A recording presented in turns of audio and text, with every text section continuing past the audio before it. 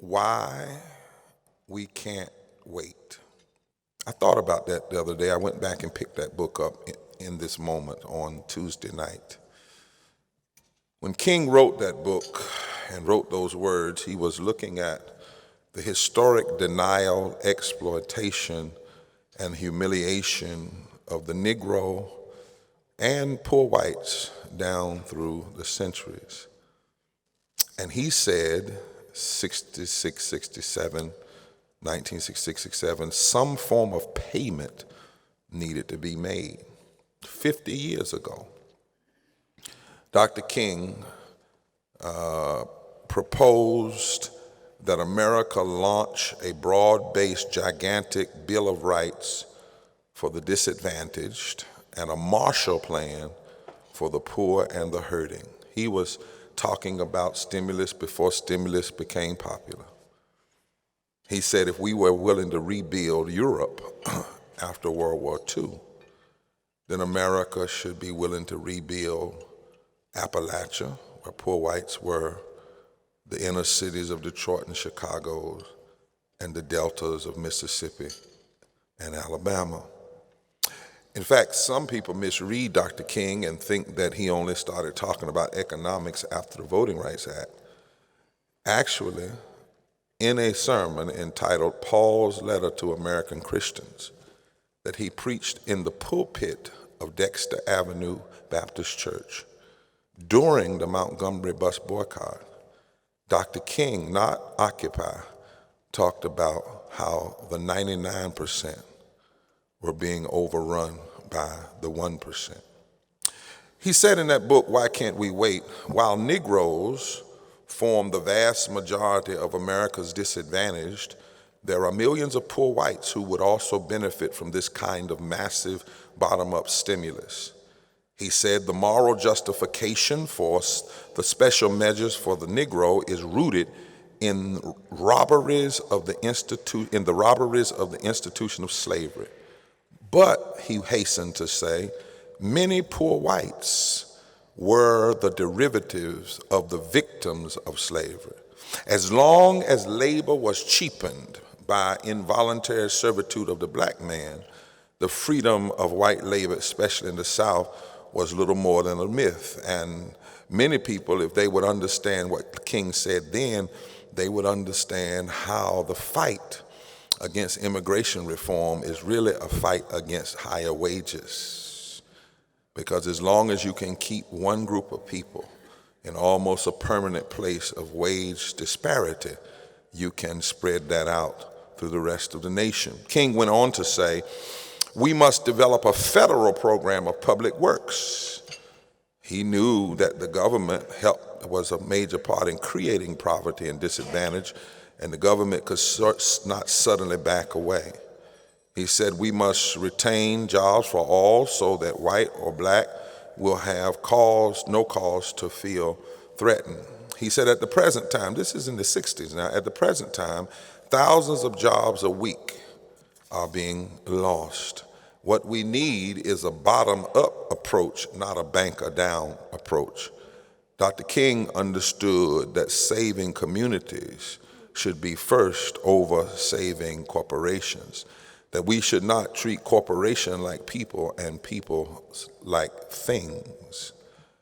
If we had only listened to our prophet and not shot him through the neck on a balcony in Memphis, then in many ways we might not be in the trouble we're in even now. He understood that Wall Street can't drive a just society, and capitalism can't be driven crazy by greed. If you ignore the poor, if you ignore those on the bottom, then eventually there will be an implosion. I remember when the Great Recession, first began to hit, and it began to move throughout the country, 2007, 2008. And one of the great challenges of during that time was that people were saying, oh, we're in the middle of a Great Recession. Well, the fact of the matter is, what really happened was a silent depression caught up with us. a political economist, I don't know if they happen to be in this room, from the University of Maryland, said what we're really beginning to experience in an article called America Beyond Capitalism is the process of slow decay, punctuated by a recurring economic crisis, one in which reforms achieve sporadic gains, but the long-term trends of growing inequality, economic dislocation, failing democratic accountability, deepening poverty, ecological degradation, greater invasions of liberty, and growing imprisonment, especially of minorities, continues to slowly and quietly challenge the belief in the capacities and moral integrity of the overall system and its governing elites. I was in a course at MIT for a couple of summers doing a fellowship, and I met Otto Schwammer, and what was interesting when he came in our class one day, he said something, and I asked him, I said, now I didn't expect to hear theology at MIT. Of all the things, I didn't expect to hear theology at MIT. And so I asked him, I said, have you ever been to theological school? He said, no. I said, well, you sound like the prophets of the Old Testament. He said, what do you mean? I said, this quote, he said, there is a blind spot in American economic theory. It's called consciousness. Our refusal to have an economic theory that looks and sees that we are all integrated and we all really need each other. Instead, one of the great violent things we do in this culture is that of we engage in attention violence against the poor, both parties and many people. The question becomes, how can the nation's wealth ultimately be shifted institutionally to benefit the vast majority of people? Because we cannot live in isolation. Went on to say, for years we were taught that what was good for Wall Street was good for your street and our street, but that no longer holds true. We can't live in isolation. As Dr. King said in that book, Why Can't We Wait? He then wrote a sermon called, we're all in the same boat now. Martin Luther King 50 years ago said, when you ignore the poor, the whole system will collapse. But going back to the recession, before CNN and MSNBC and the cable network announced there was a problem before there was a problem announced. They didn't really start announcing the problem until it hit Wall Street, but it had been on back street and back roads for a long time. Ever since we ended the shortest war we've ever fought, which was the war on poverty. In 2008, when CNN and all the networks were talking about the crisis. For instance, in North Carolina, the poverty rate was already 14.8% before the crisis. The poverty rate for whites was 9%, for African Americans was 20%, for Latinos was 7%. There was a silent depression that the media didn't report until Wall Street had a crisis. There were 40 million poor people without health care before the crisis. There were 50 to 100 million people who were underinsured before the so-called recession. There was 9 to 10% of, in some places, unemployment in the nation, particularly on the African Americans, some almost 20% in some places with African Americans, before the crisis ever became public. We talk sometimes and we say, well, the unemployment is at 5%. You know what 5% of 355 million is? And even if you don't use the growth, the total number, 5% of adults in this country. We know that 52% of African Americans who qualified for stable, low-rate loans were illegally steered to predatory subprime loans before the Great Recession. And then in the final days of the 8 years of Bush, the system imploded. All of the trickle-down economics, all of that, and it imploded.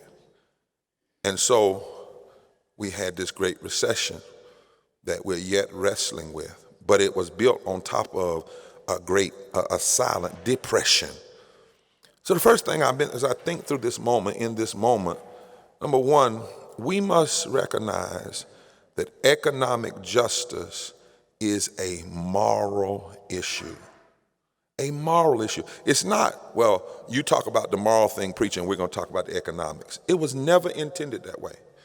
In all of the greatest scriptures, it was never intended that way. As far back as the Torah, what the Jews read in Deuteronomy. Deuteronomy says, caring for the stranger and be just to the poor must be the hallmark of a nation. The psalmist said, relieving the poor and the oppressed is a moral value we need in the public square.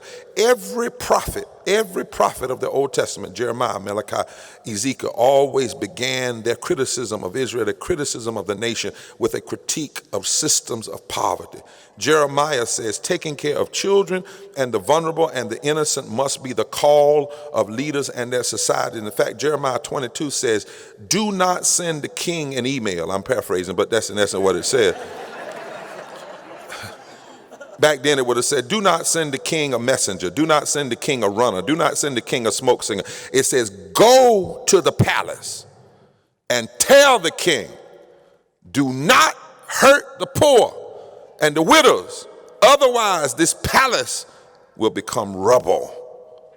Isaiah 10 says this, woe unto those who legislate evil and rob the poor of their rights and make women their prey. Isaiah 58 says, secure the rights of the poor. In fact, Isaiah 58, there's a scripture that actually says that prophets and moral leaders are supposed to cry loud and spare not, particularly around economic injustice. And we're supposed to call for the loosing of the bands of wickedness. I came by to tell all of you economists that you're all supposed to be prophets as well.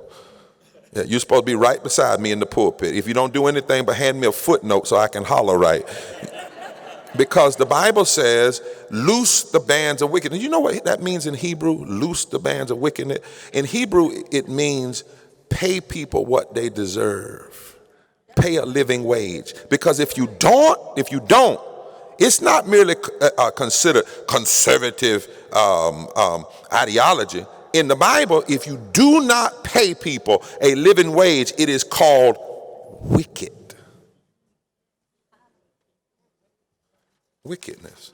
Ezekiel says, refuse to get dishonest gain, refuse to be give status to economic predators. In fact, in Ezekiel 22, Ezekiel describes, he says, whenever the preachers and the politicians stand on the side of greed and hurt toward the least of these and the poor, whenever the moral preachers and the policy people come together to engage in bad policy that hurts the poor, Ezekiel describes them as acting like rabies-infested wolves. You want to talk about non-politically correct language? And Jesus, you know that brown-skinned Palestinian Jew that I follow, that was profiled by the state, never charged the leper or a sick person a copay, always gave free health care.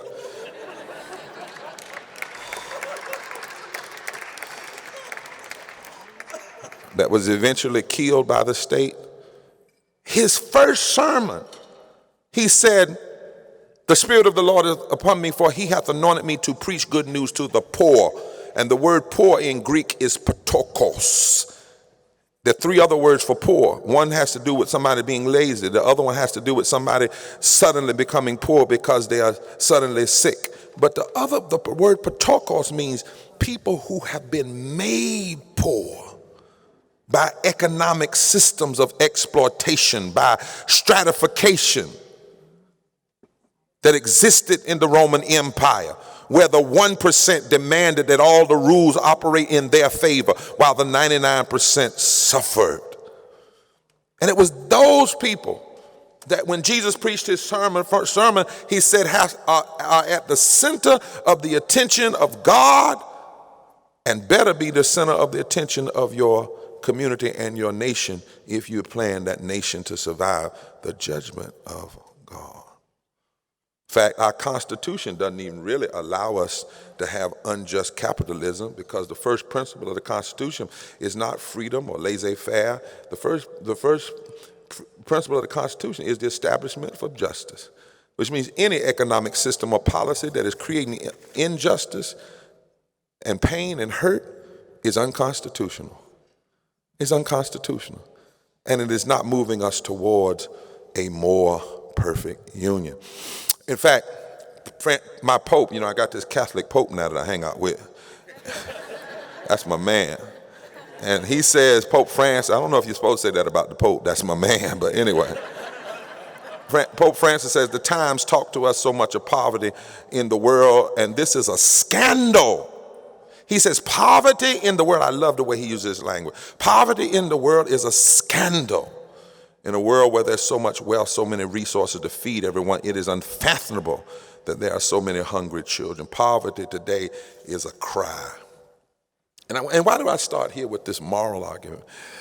But because as a preacher, I am deeply concerned and worried in America that we have now this so-called, with the microphone, evangelical right, Christian so-called right that's so wrong.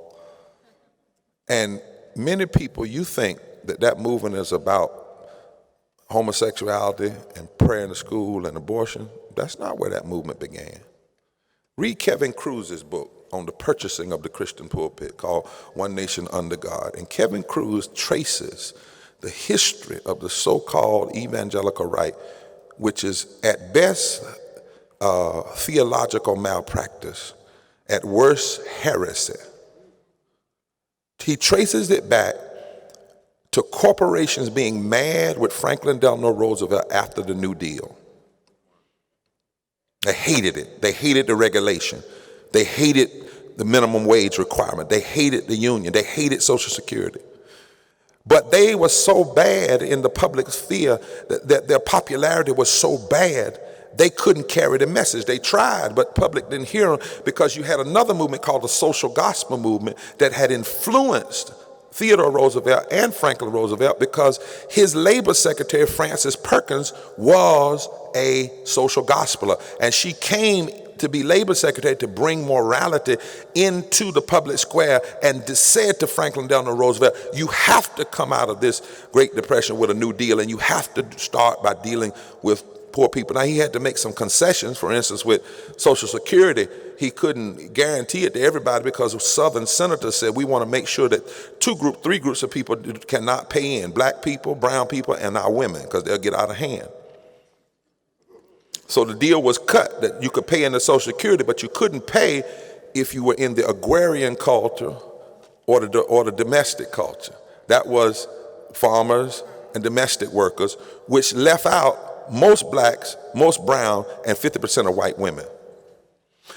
But the corporations, the National Chamber of Commerce, national manufacturers, some of the auto industry, yeah, I'm in Detroit, Sun Oil, they could not stand the New Deal. So they hired a guy who pastored a church out in California, and they said, first of all, they did a survey to find out who was the most popular in the American public. And they found out at that time that preachers still carried a lot of sway. So they put some serious money behind hiring a guy to train preachers how to preach a false form of Calvinism. And it went like this. If you are good, you go to heaven. If you're bad, you go to hell. So if you're good and moral, you can pull yourself up by your own bootstraps and be wealthy. If you're bad, you can't do it. And any interference that helps people come up is a violation of the order of God. And by mid-1940, they had 19,000 preachers and pulpits purchased. The roots, if you check it out, that's why what you saw in this election was what it finally was exposed. That the so-called, I'm an evangelical, that's why I'm so critical, that the so-called notion of radical right evangelicalism was exposed as not being about the deep moral concerns that the Bible cares about, because the 2,000 scriptures in the Bible, the most of anything speaks to how you treat the poor, how you treat the least of these, how you treat the hurting. It's nothing about prayer in the school and abortion and homosexuality, and the 2 or 3 scriptures that do talk about that are misinterpreted, and none of them trump this scripture. You still have to love your neighbor as yourself and care for people and lift up the poor. So in this election, what you saw was the final pulling off of the cover. When they are for money, for the love of money, Motown. For the love of money, these false prophets exposed that they're not really about a Christian justice ideology, but they're more committed to this heretical way of trying to use religion in the service of greed and the service of hate. But it's not new. If you go through the Bible, all empires have false prophets. All systems of economic injustice have false prophets that attempt to find ways to consecrate economic injustice. And that is why one of the first things we have to do in this moment is recover the fact and stand on it that economic justice is a moral issue.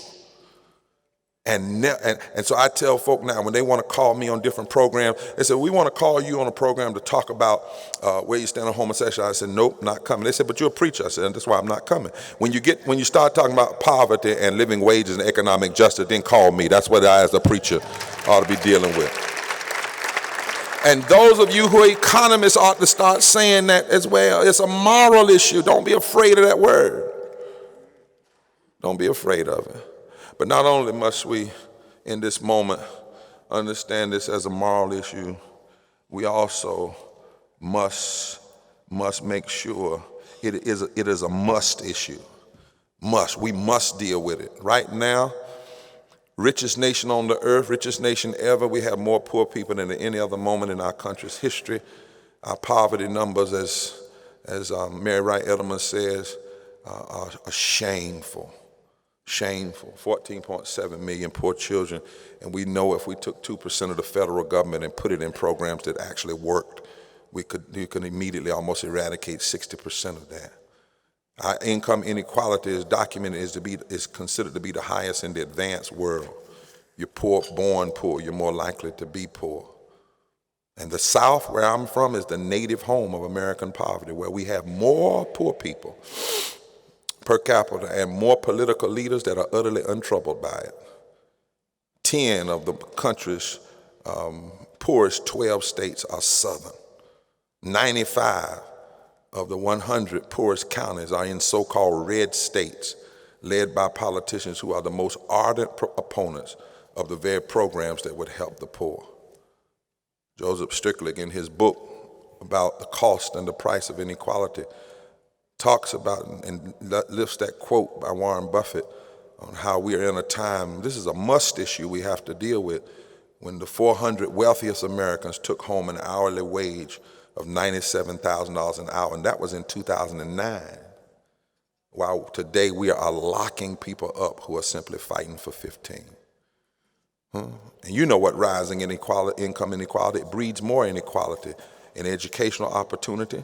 And in turn, that means you have wasted human talent, a less educated workforce, slower economic growth. And then that study that came out from the Mailman School of Public Health at Columbia that says more people die from poverty and low levels of education than die from heart attacks and strokes and lung cancer. It's a must issue that we deal with it. But this is also an issue that we must look at in terms of health care, because we have to understand all of this intersects. You cannot separate the fight for living wage, the fight for economic justice from health care, from public education. Think about where we are right now. We lead the nation in the South and in our urban centers of those without health care.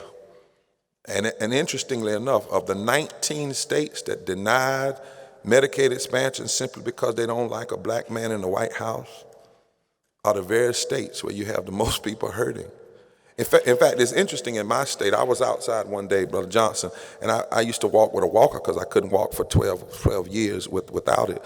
And I was walking with my cane, and this guy comes up to me, and he's on a walker, I'm on a cane. He says, I can't stand you. And I said, why? What did I do? He says, you people think you all deserve stuff free, this health care. And I said, it looks like you need some health care. And his response was insightful. He said, I deserve it. Inside of that, he was talking about the deserving poor and the undeserving poor and that whole racialized narrative. And it's so deep that in my state, do you realize we have denied 500,000 people from Medicaid expansion, but 346,000 of them are white. But when the politicians talk about it in the public square and the code words and the dog whistles they use, you would think that they're all black, brown, not working, and lazy.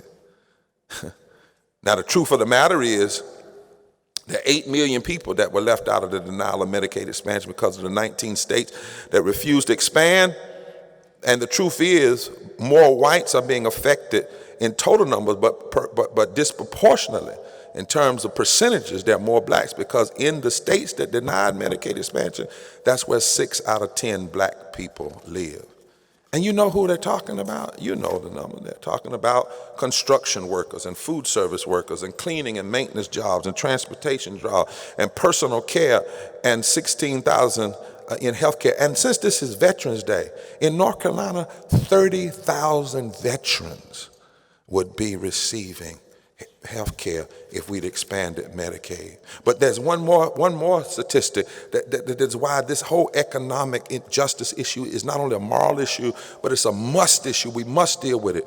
For every 500,000 people that were denied Medicaid expansion since 2013, according to the Harvard study, 2,840 died. Not because God called them home. I told you we've done this revival through 22 states. I was brought to almost uncontrollable tears in Birmingham when a mother who was a part of our revival testified to the nation about how her daughter died in her arms from blood clots that could have been treated, that she would have been able to get treatment for if Medicaid expansion had been expanded in Alabama.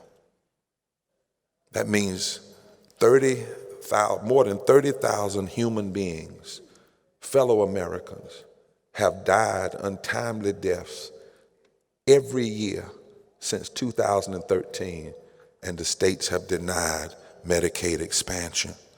This is a must issue. But not only that, in this moment, we must recognize that economic justice also is a memory issue. You know, we have to have the right memory, because America has this strange memory, selective amnesia. You know, let us not forget that desegregation, public school, Medicaid, Medicare, expanded Social Security, economic opportunity, war on poverty, the Civil Rights Act, the Voting Rights Act, minimum wage, all of those things grew from the same moral impetus. And the war on poverty did not fail. It was undermined.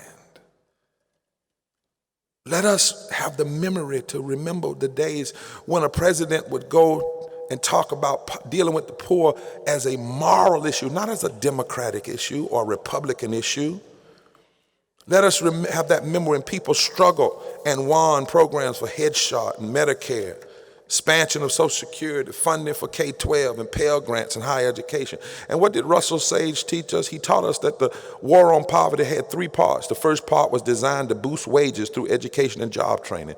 The second was to provide income support, particularly for single mothers and the elderly. And the third was to bring a system of government health care to the elderly and the poor. But there's one other piece of this that we did not know, which is why your conference is so important. It is so important because many people have forgotten this linkage, that the war on poverty was linked to the civil rights movement in this way. For instance, Medicare funds were withheld from hospitals if they didn't comply with the Civil Rights Act, which in turn meant not only the desegregation of Southern hospitals and a drop in black infant mortality, but it also meant many white people got health care, but they received that health care by having to let loose some of their racism.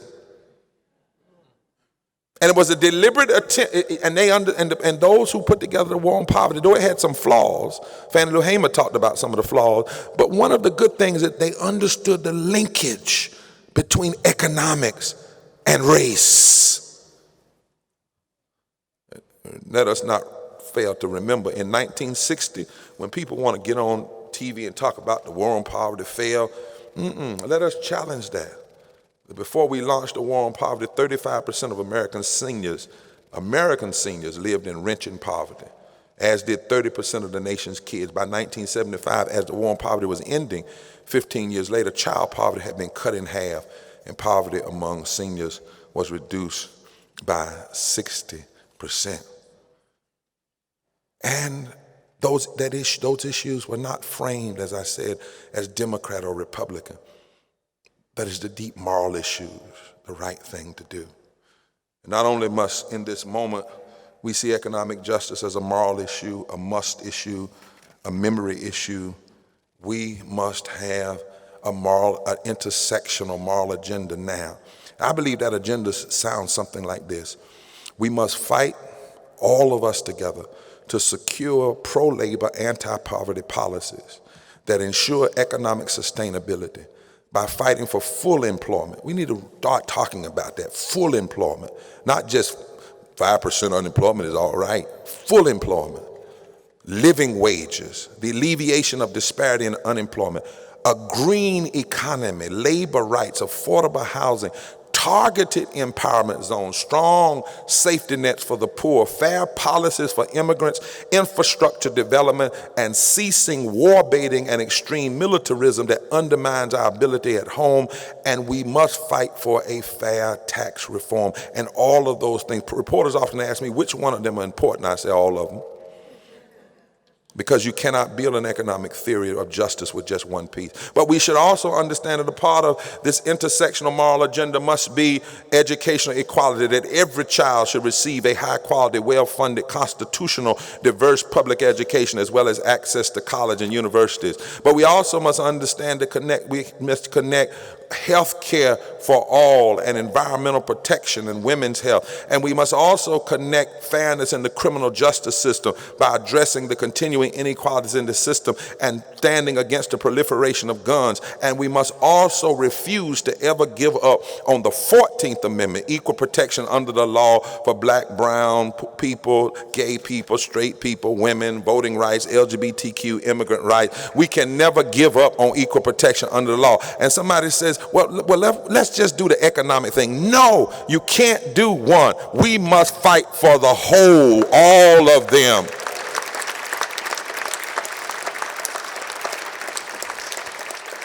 And with this moral agenda, in this moral moment, we must build a stage from which to lift the voices of everyday people impacted by immoral, unjust economic policies. We need a movement that puts a face on injustice and amplifies the voice of the voiceless. I'm asking every economist, whenever you do a lecture from now on, carry somebody with you that's impacted by the policies you're trying to change, so that not only do people hear your numbers and your theory, but they see flesh and blood, real human beings. I've challenged a lot of my progressive friends. We often go have these big rallies and we have people speak for people. That is not what we need in this moment. We must speak with people, and we must build a platform where people can speak for themselves and they become a direct moral witness, so we can transform the country by forcing the country to see their fellow brothers and sisters. Down in North Carolina, one of the places we're organized is out in Jackson County, North Carolina. It's in the mountains, where it's 99% white, 89% Republican. And when they first asked me, said, Reverend Barber, will you go out there and organize? I said, hell no, I ain't going out there. What's wrong with you? I said, why would I go to Mitchell County? They ran all the black people out in 1920. I said, the paramilitary groups are out there. Why would I go out there? We've never thought about going out there. And one of the old Methodist ministers said, but we have to. A moral movement has to go out there. Now, we didn't go out there as Democrats. We didn't go out there as Republicans. We went out there as a moral agent. And we went out there to talk to the people. And we went out there to show them. Many of them had no idea that when we denied Medicaid expansion, for instance, there were about 1,000 people in that county that were being denied health care. And they weren't black. They couldn't be, because no black people out there. When we refused to raise the living wage in North Carolina, it was thousands of them. And we went out there and we put a face on the problem. And then, lastly today, in this moment, we must move and discern. We must move and discern the interconnection between race and class. Could it be that we can never have a true, just society until we have a grown-up conversation, reality check, and diagnostic exam about the recurring power of the reincarnated vestiges of the white Southern strategy that continues to hold back the South and also holds back so much of the country. We have to recognize the centrality of race. And some will ask, is the real issue race or class? And our answer should be, it is. It's not race and class, race or. It's race and class. Our class divisions cannot be understood apart from a society built on white supremacy. And white supremacy cannot be separated from our systems of economic justice. Think about this city we're in.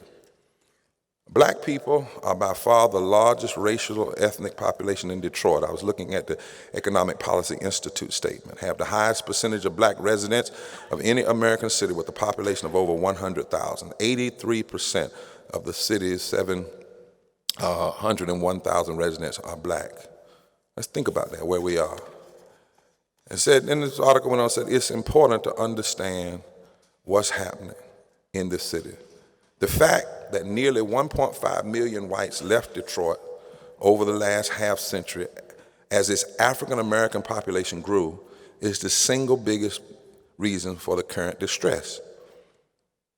As the wealthier white population left Detroit, the overall population shrank. And the city's tax base shrank too, leaving Detroit less able to support public schools, public safety, and its huge geographical spread out infrastructure. Some want to blame it simply on corrupt mayors and antagonistic mayors, but they cannot miss that the out-migration of whites that began in the 1950s and the in-migration of blacks is central if you're going to understand the problems of this city. Because it was the out-migration of manufacturing jobs that occurred during the in-migration of African Americans. It began in the 1940s as the auto industry divested from Detroit. This was at the same time, as you will, that there was a great deal of racism within the union movement. Amen, lights. The big three stopped investing in Michigan, leaving devastated cities like Flint and Pontiac in favor of the West, the South, Canada, Mexico, and eventually Asia. But when the auto industry began abandoning Detroit, it had nothing to do with the unions. It had nothing to do with the other countries. It had all to do with the in-migration of African Americans and the out-migration of white Detroiters who followed the auto industry out of the city because the good jobs moved there, because the land was plentiful in the suburbs, housing and schools were newly built, and because they wanted to get away from their black neighbors and buy homes in the racially segregated suburbs. When overcrowding and immigration of blacks threatened the racial segregation of Detroit's neighborhood, whites picked up and left. And remember why blacks came here, because they were running away from lynching in the South, not hanging. They were not running away from being hung. Black people were not hung, they were lynched. Lynching is a form of terror. Government was deeply involved in this racial segregation of the Detroit metropolitan area, as it was in the nation. As early as the 1930s, the Federal Housing Administration's underwriting manual instructed mortgage lenders to respect racial covenants. And the Federal Home Loan Bank Board sponsored the development of residential security maps that made most minority neighborhoods off limits for lending, redlining. After World War II, when the GI Bill gave subsidized mortgages to millions of veterans, the government's mortgage lending restrictions effectively included blacks.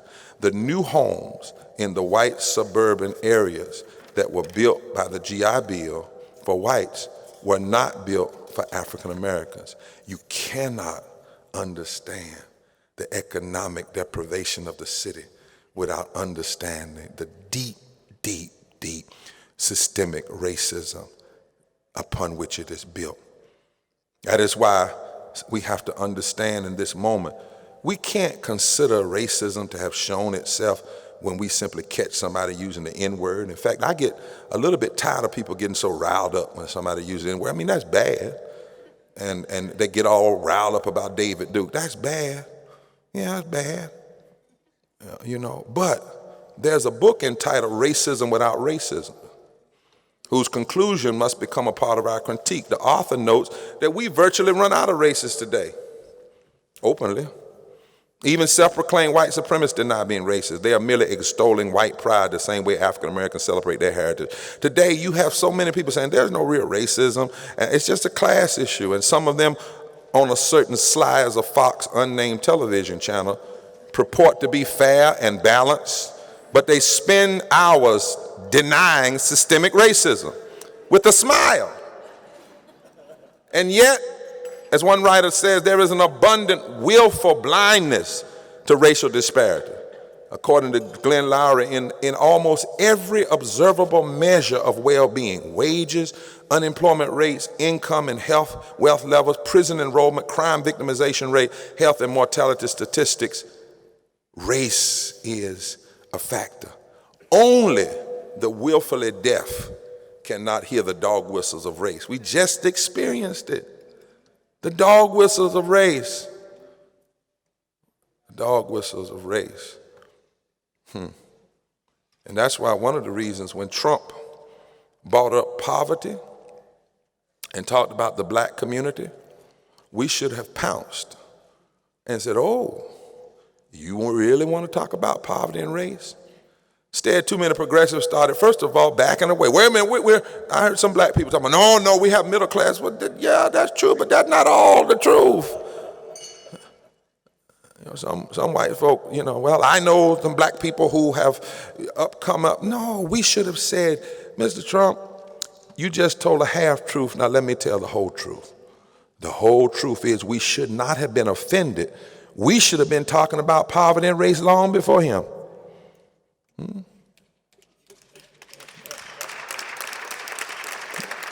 We should have talked about the intersection between race. Because here's the key. If we're going to save the heart of this democracy, we must help people face this question. What is it that causes many poor whites? In 2013, there were 18.9 million whites that were poor. That's 8 million more poor whites than poor blacks, and 5 million more poor whites than Latinos. What is it? What is it that causes so many of them to vote for candidates that pass policies that hurt them? What trumps common sense?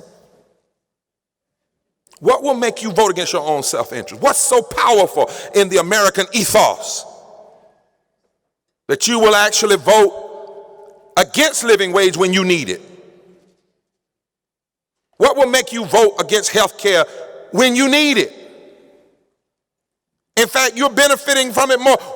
If you're benefiting the most from Social Security and Medicare and Medicaid, what will then make you vote against that which you are benefiting? What is so powerful? What mythology is so strong? What must be challenged? What must be unpacked? What is it that we must open people's eyes to that you're being bamboozled?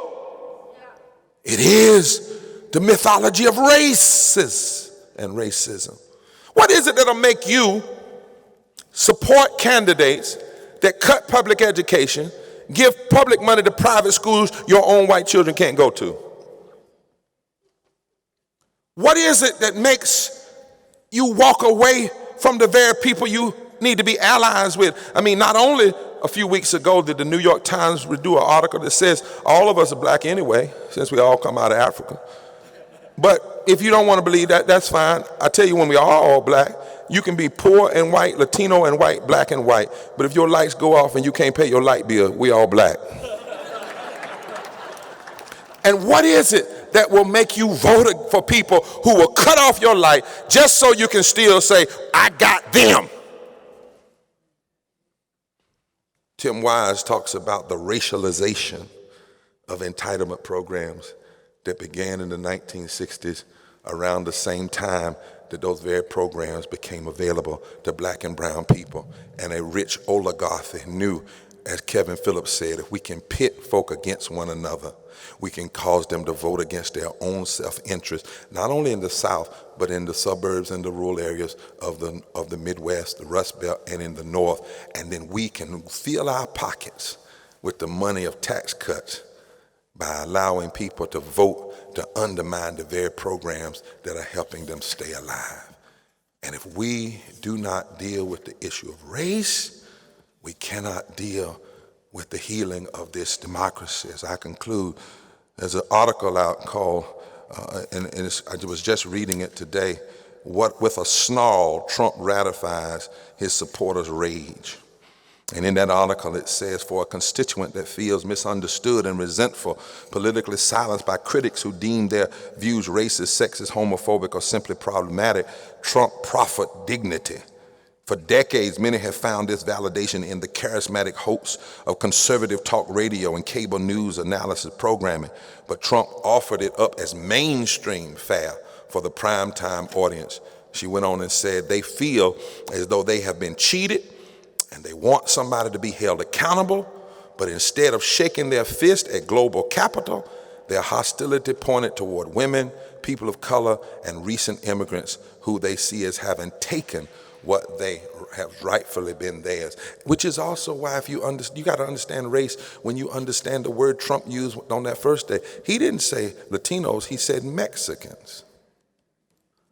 That's a dog whistle. He specifically said Mexicans, playing the race card.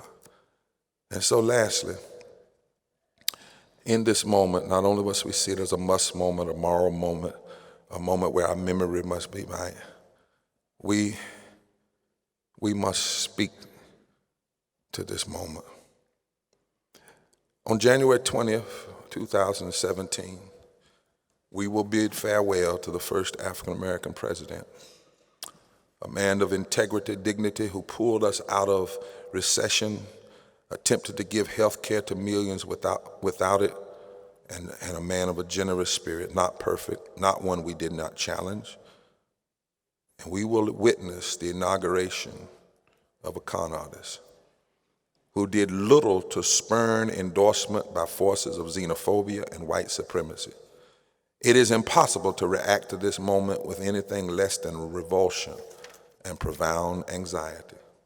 A president whose disdain for women and minorities and civil liberties and scientific fact, to say nothing of simple decency, has been repeatedly demonstrated.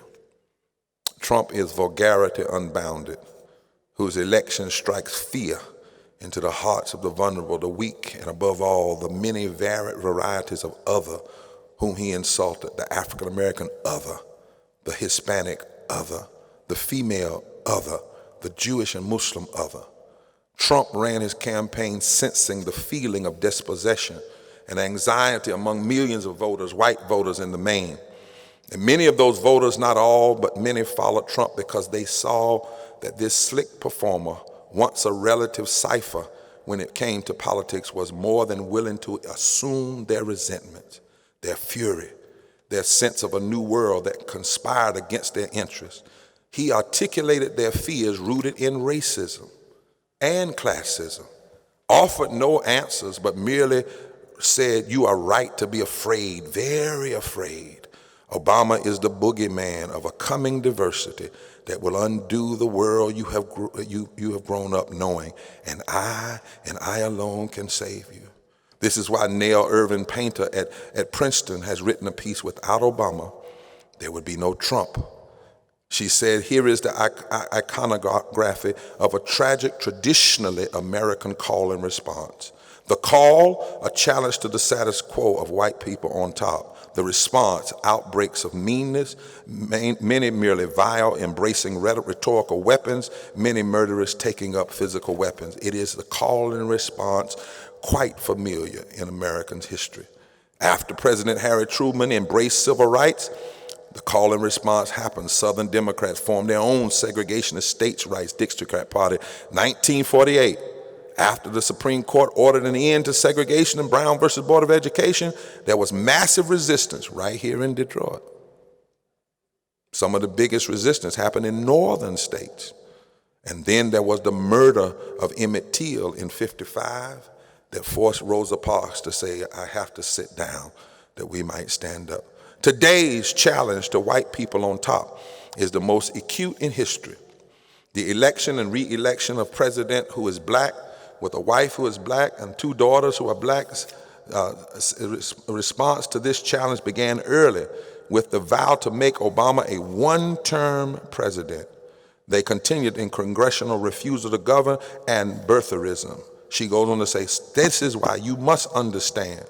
Everybody's trying to figure out what happened with the vote, what happened here, did we go this place, did we go to Wisconsin? You have to understand, without Barack Obama, there is no Donald Trump. Another article, Jamel Bowie writes it like this. He said, it's not just anger over jobs and immigration. White voters hope Trump will restore the racial hierarchy upended by President Obama.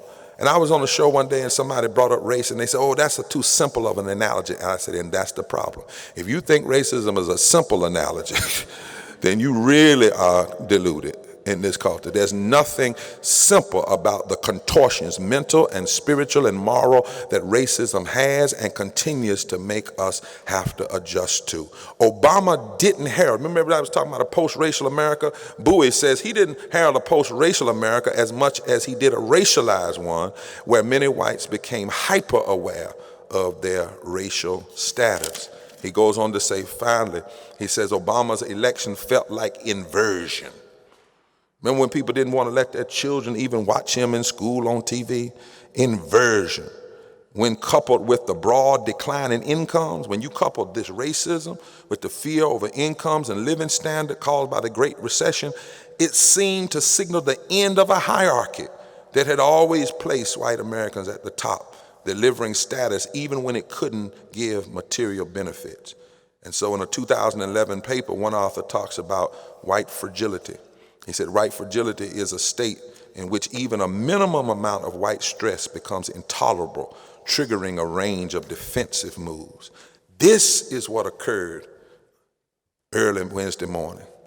After running a campaign that was enthusiastically endorsed even by the KKK, Donald Trump thanked his supporters for victory, promised to be president for all Americans, a shock to almost every pollster and political pundit. His victory has been heralded as an unprecedented political upheaval, but the reactionary wave that swept across America this past Tuesday is not an anomaly. It's our history. It is instead too familiar pattern in the long struggle for American Reconstruction. Anyone who watched the election returns come in on television Tuesday night will remember the red band that stretched from my home state of North Carolina south and west across the nation, the former Confederate states. This solid South proved once again to be a reliable base for Trump, but he joins a long list of white men who have leveraged this base to get in the White House. Like so many things in America's racial history, the solid South was born of compromise. Confederate states were readmitted to the Union based on their affirmation of the Reconstruction Amendments, which abolished slavery, gave voting rights to African Americans, and guaranteed equal protection under the law. But it took federal troops to require the guarantee and to ensure these rights to African Americans and citizens. And then, appealing to both racial fear and resentment against occupation, Southern politicians developed the Mississippi Plan to take back their country by any means necessary and make it great again. Through voter suppression, intimidation, and violence, they swept the South in 1876. They didn't quite win the White House with the popular vote, hence the Compromise of 1877.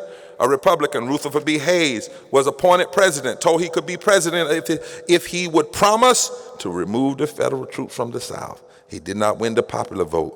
He was put in through the Electoral College. It did not take long for the South to pass laws abridging African Americans' right to full citizenship. Yes, the Union won the Civil War, but the Compromise of 1877 taught African Americans that the fight for Reconstruction was not done.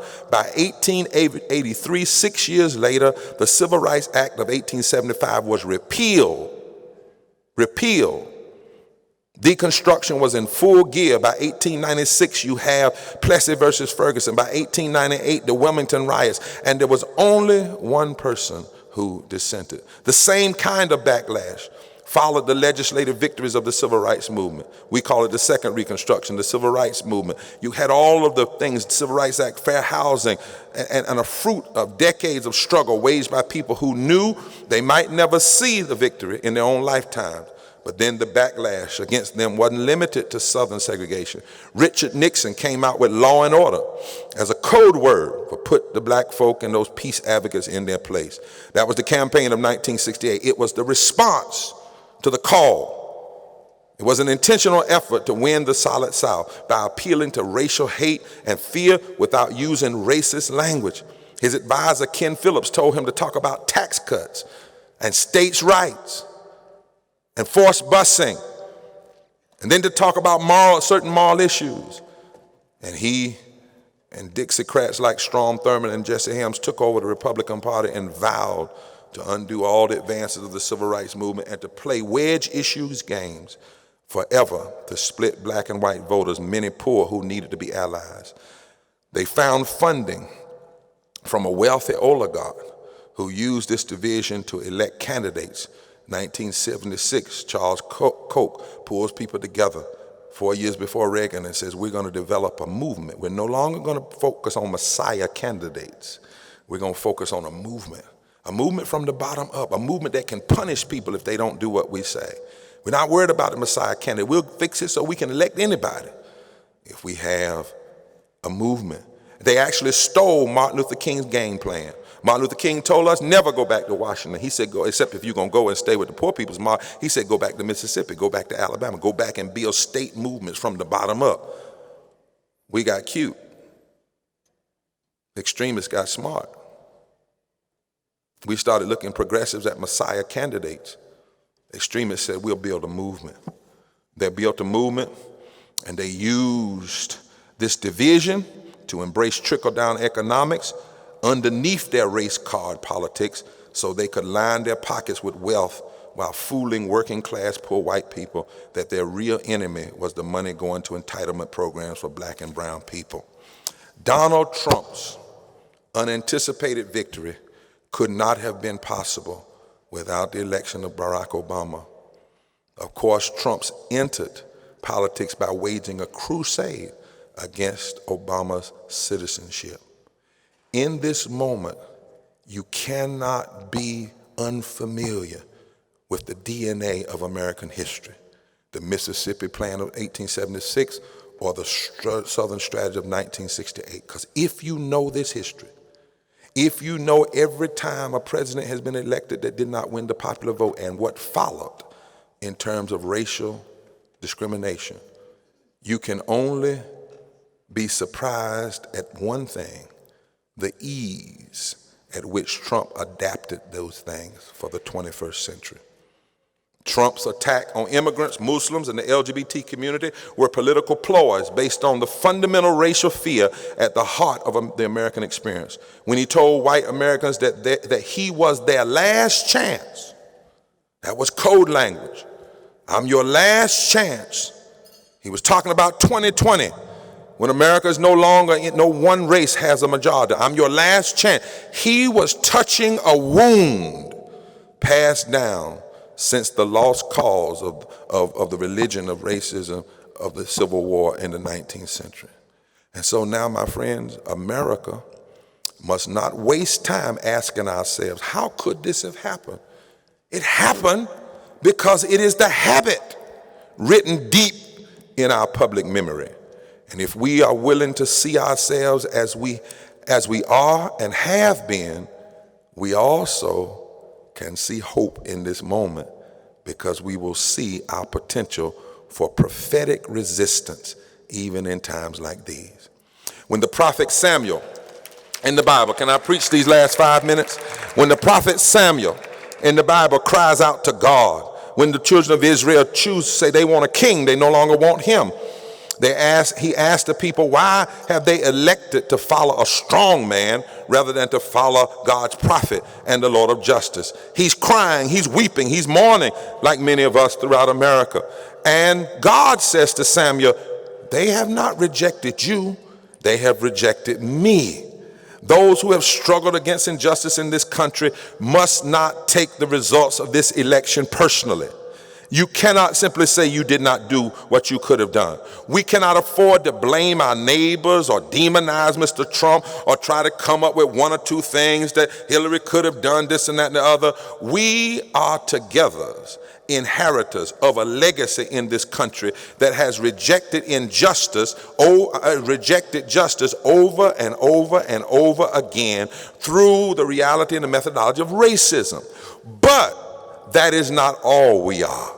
We are also the ancestors and the heirs of the great dissenters who stood for right even when they were a minority of one, who found ways to be resilient and to be revived even when rejected. When the Jim Crow law of the Solid South was upheld by the U.S. Supreme Court in a case called Plessy versus Ferguson, one Justice Harlan of Kentucky, the great dissenter, he dissented, looked like he had lost, but his dissenting opinion laid the legal groundwork for Charles Hamilton Houston and Thurgood Marshall when they built their case for Brown versus Board of Education. When Woodrow Wilson, 100 years ago to the date that we are going through in this election, played and showed Birth of a Nation in the White House, the first movie to ever be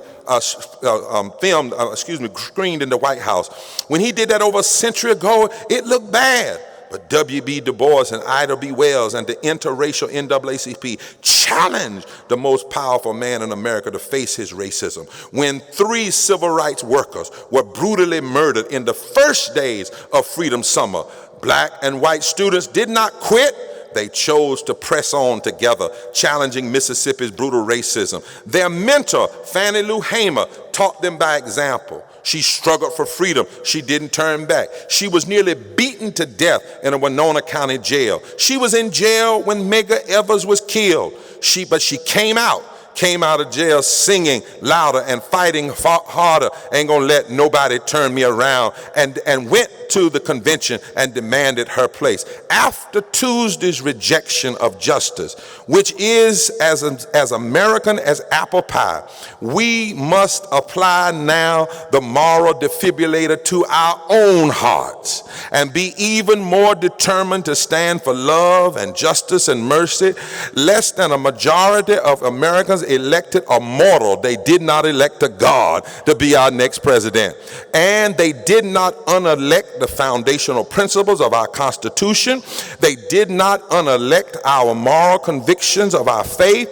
Fear is an ingredient in the poisonous, toxic, and intoxicating brew of racism and classism. Once ingested, rationality goes out, self-destruction comes in.